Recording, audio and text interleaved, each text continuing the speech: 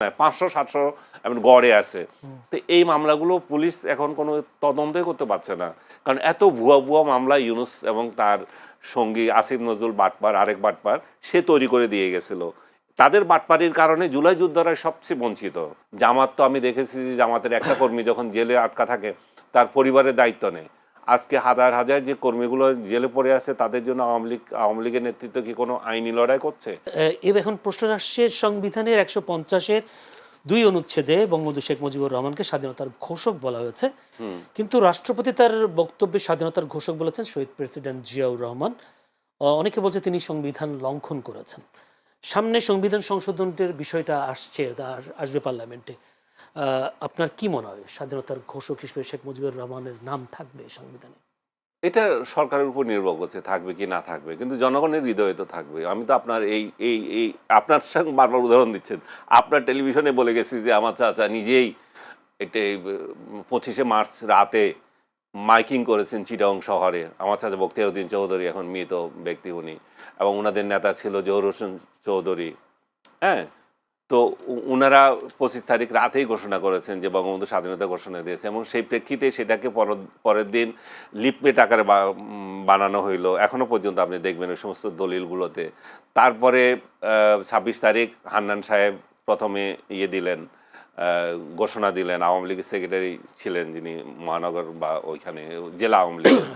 তারপরে জিয়াউর রহমান দিলেন 27 তারিখ। এগুলো তো ইতিহাসে আছে, এগুলো তো কেউ অস্বীকার করছে না। কিন্তু এখন যদি আপনি প্রশ্নটা করে নেই যে সেক্ষেত্রে শারমিন আহমেদের তাজউদ্দিন পিতা ও নেতা, এই বইটার মধ্যে যে তথ্য দেওয়া হচ্ছে, তথ্য তো না। আমি শারমিন আহমেদকে তো ইতিহাসবিদ মনে করি না। আমি তো জীবিত ইতিহাসবিদ রয়ে গেছে। শারমিন আহমেদের বয়স কত ছিল, তার বাবা পিতা ও মাতা কি লিখে গেছে এবং সেটা তার বাবার মৃত্যুর পরে সে প্রকাশ করেছে, তাতে কি আসে যায়? আমি তো যারা জীবিত আছে তাদের জিজ্ঞেস করেন না।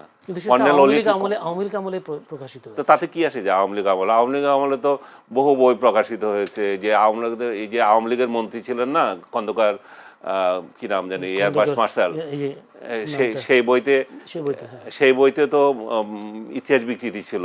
পরবর্তীতে পর্যায়ে উনি আবার মাপ চাইলেন যে আমার ইতিহাস বিকৃতি হয়েছে, আমি মাপ চাই। তখন আওয়ামী লীগ তো তারা বলে নাই মাপ চাইতে, নিজেই তো মাপ চাইলেন। তো এই কে কি লিখে গেল এগুলোতে কিছু আসে যায় না। আপনার ইতিহাস, সত্য ইতিহাস কি, সেটা হচ্ছে বিষয়। আপনি বলছেন রাষ্ট্রপতি তাকে স্বাধীনতার ঘোষক বলেছে।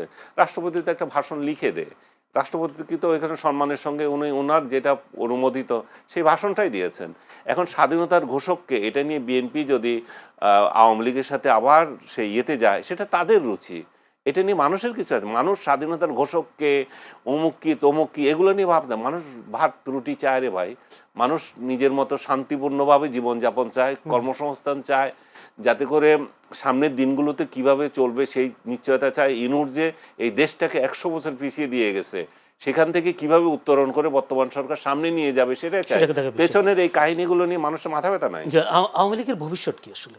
আওয়ামী লীগের ভবিষ্যৎ নির্ভর করছে আওয়ামী লীগের উপর, এটা তো আমাদের করার কিছু নাই। কিন্তু আমরা দেখলাম 26শে মার্চ জয় বাংলা জয় বঙ্গবন্ধু স্লোগান দেওয়ার কারণে মিষ্টি সুভাষ নামে এক মডেলকে গ্রেফতার করা হয়েছে, সাথে আরেকজনকে গ্রেফতার করা। এটা তো আওয়ামী লীগ কি হলো? উনি কি আওয়ামী লীগ করেন? আমি তো জানি না। এটা তো জয় বাংলা স্লোগান কি কারো বাপের তালুক পাইছে যে জয় বাংলা আওয়ামী লীগের হয়ে গেছে? জয় বাংলা তো আমিও বলতে পারি, আপনিও বলতে পারেন, এটা আমাদের স্বাধীনতার স্লোগান ছিল। আমরা কি জয় বাংলা না বলে জয় পাকিস্তান বলবো?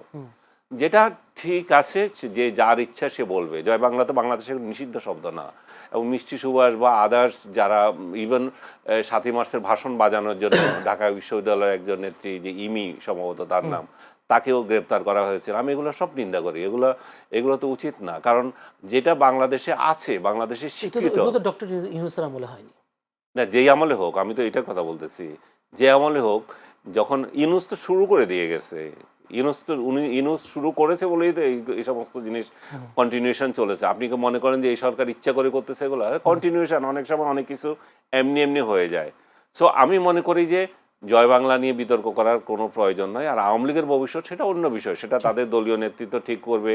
দলটা কিভাবে পরিচালিত হবে, দল এখন যেভাবে আছে এই নেতৃত্ব দিয়ে যদি মনে করে যে তারা আবার ফিরে আসবে, তাহলে দুরাশা। কারণ চোর বাটপারদেরকে নিয়ে এবং তাদের কোনো পরিবর্তন না হয়ে, অ্যাটিটিউড চেঞ্জ না হয়ে আপনি কিভাবে ক্ষমতায় আসবেন বা দল কিভাবে তৈরি করবেন? আওয়ামী লীগ যদি ক্ষমতায় আসতে হয়, অবশ্যই তরুণ নেতৃত্বকে তাদের সম্মান করতে হবে।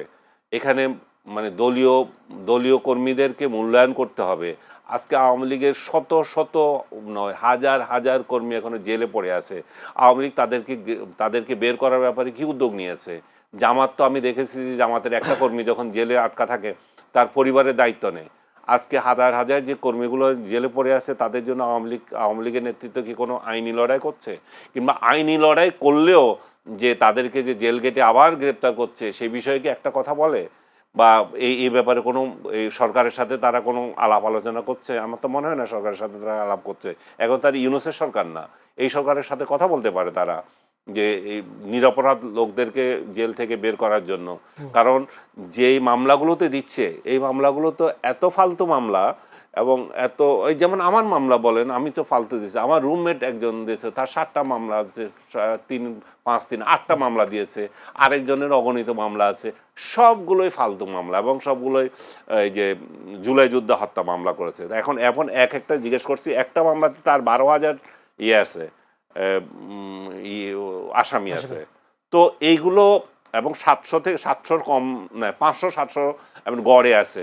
তো এই মামলাগুলো পুলিশ এখন কোনো তদন্তই করতে পারছে না, কারণ এত ভুয়া মামলা ইউনূস এবং তার সঙ্গী আসিফ নজরুল বাটপার, আরেক বাটপার, সে তৈরি করে দিয়ে গেছিল।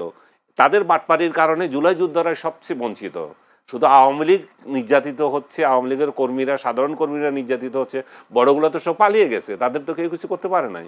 সাধারণ কর্মীদেরকে যে জেলে নিয়ে নির্যাতন করছে, এবং এগুলার কারণে এর থেকেও বড় যে বাটপাড়িটা তারা করেছে সেটা জুলাই যোদ্ধাদের সাথে করেছে।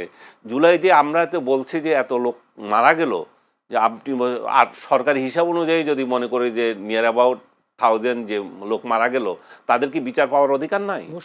তারা তো হত্যা করেছে, তাদের কেউ না কেউ করেছে, তারা রাজপথে গিয়েছিল, তারা একটা আন্দোলন করছিল, তারা তো এমন নয় যে অন্য কিছু করতে গিয়েছিল, তারা এজিটেশনে গিয়েছে সরকার পরিবর্তন করার জন্য, তার রাইট আছে।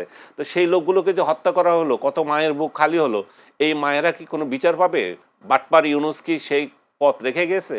এবং এই জুলাই যোদ্ধারা, জুলাই যে শহীদ পরিবারগুলো তো এই বাটপার ইউনূসকে নিয়ে প্রথম কথা বলা উচিত।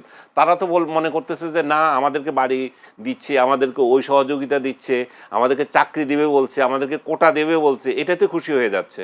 তো যে যেখানে খুশি থাকে আর কি, এটা তো আমাদের করার কিছু নেই।